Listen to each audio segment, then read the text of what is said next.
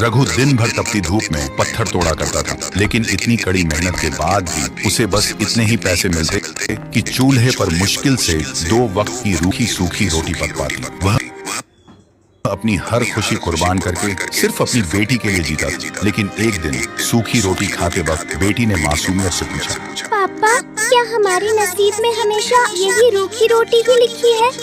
क्या हम कभी अच्छा खाना भी खा पाएंगे? ये सुनते ही रघु ने चेहरे पर एक झूठी मुस्कान लाकर, एक दिन जरूर मेरी बच्ची। लेकिन अंदर ही अंदर रघु जानता था शायद वह दिन कभी नहीं आएगा। फिर एक दिन रघु गांव के बाहर एक पुरानी सड़क की मरम्मत कर रहा था। तभी उसका बेलचा किसी ठोस चीज से टकरा गया। जैसे ही उसने मिट्टी हटाई, उसकी सांसें थम गईं, क्योंकि मिट्टी के नीचे चमकती हुई सोने की एक ईंट दबी हुई थी, इतनी कीमती कि उसकी कीमत रघु पीढ़ियों की गरीबी मिटा सकती थी। ये देखते ही रघु की आंखों में आंसू आ गए। उसने सोचा, अब मेरी बेटी कभी भूखी नहीं सोएगी। लेकिन जैसे ही उसने सोने की ईंट को हाथ में उठाया, ईंट पर अपने आप शब्द उभर आए, ये सोना हर किसी को मिलता है, पर हर किसी का नहीं होता। रघु उस बात का मतलब समझ नहीं पाया। उसने सोचा, पहले मेरी बेटी, बाकी सब बाद में। और वह सोने की ईंट को चुपके से अपने घर ले आया। लेकिन लालच की सजा उसे तुरंत मिल गई। अगले ही दिन उसकी मासूम बेटी अचानक बुरी तरह बीमार पड़ गई। बड़े से बड़े डॉक्टर भी उसकी बीमारी की वजह समझ नहीं पाए। रघु बुरी तरह टूट गया। उसके पास सोना तो था,